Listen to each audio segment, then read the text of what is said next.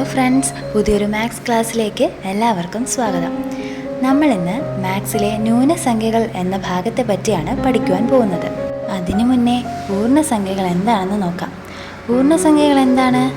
ന്യൂനസംഖ്യകളും അതിസംഖ്യകളും പൂജ്യവും ചേരുന്ന സംഖ്യകളെയാണ് നമ്മൾ പൂർണ്ണസംഖ്യകൾ എന്ന് പറയുന്നത്.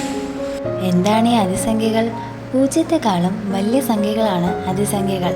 സാധാരണയായി പ്ലസ് സൈൻ ചേർത്തോ അല്ലാണ്ടോ നമ്മൾ അതിസംഖ്യകൾ എഴുതാറുണ്ട്. ന്യൂനസംഖ്യകൾ പൂജ്യത്തെക്കാളും ചെറിയ സംഖ്യകളാണ് ന്യൂനസംഖ്യകൾ. സാധാരണയായി മൈനസ് സൈൻ ചേർത്താണ് ന്യൂനസംഖ്യകൾ എഴുതുന്നത്. എന്നാൽ പൂജ്യം ഒരു അതിസംഖ്യയോ ന്യൂനസംഖ്യയോ അല്ല. ഇനി ന്യൂനസംഖ്യയെക്കുറിച്ചാണ് പറയാൻ പോകുന്നത്.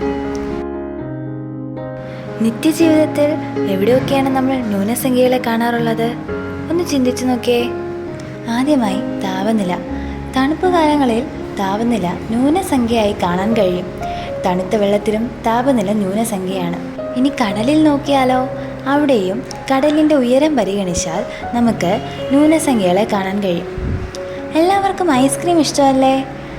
ഐസ്ക്രീം വെക്കുന്ന ഫ്രീസറിൽ താപനില എത്രയാ? അവിടെയും ന്യൂനസംഖ്യയാണ് ഉപയോഗിക്കുന്നത്.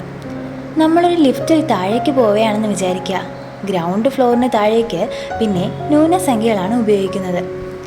ബാങ്കിൽ നമ്മൾ പൈസ ഇടാറില്ലേ? അതുപോലെ തന്നെ പിൻവലിക്കാറുമുണ്ട്. പൈസ പിൻവലിക്കുന്നതിനെ ന്യൂനസംഖ്യ ഉപയോഗിച്ചാണ് പറയുന്നത്. അടുത്തായി രണ്ട് അതിസംഖ്യകളെ കുറയ്ക്കുമ്പോൾ എങ്ങനെയാണ് ഒരു ന്യൂനസംഖ്യ കിട്ടുന്നത് എന്ന് നോക്കാം. അതിസംഖ്യകളിൽ ചെറുതിൽ നിന്ന് വലുത് കുറച്ചാൽ കിട്ടുന്നത് വലുതിൽ നിന്ന് ചെറുത് കുറച്ചാൽ കിട്ടുന്നതിൻ്റെ ന്യൂനമാണ്. അതായത് എക്സ് വൈ എന്ന ഏതെങ്കിലും രണ്ട് അതിസംഖ്യകളിൽ എക്സ് വൈയേക്കാളും ചെറുതാണെങ്കിൽ X minus Y equal to minus of Y minus X എന്നാണ് എഴുതുന്നത്. അടുത്തായി ഒരു ഉദാഹരണം നോക്കാം. 4 - 9.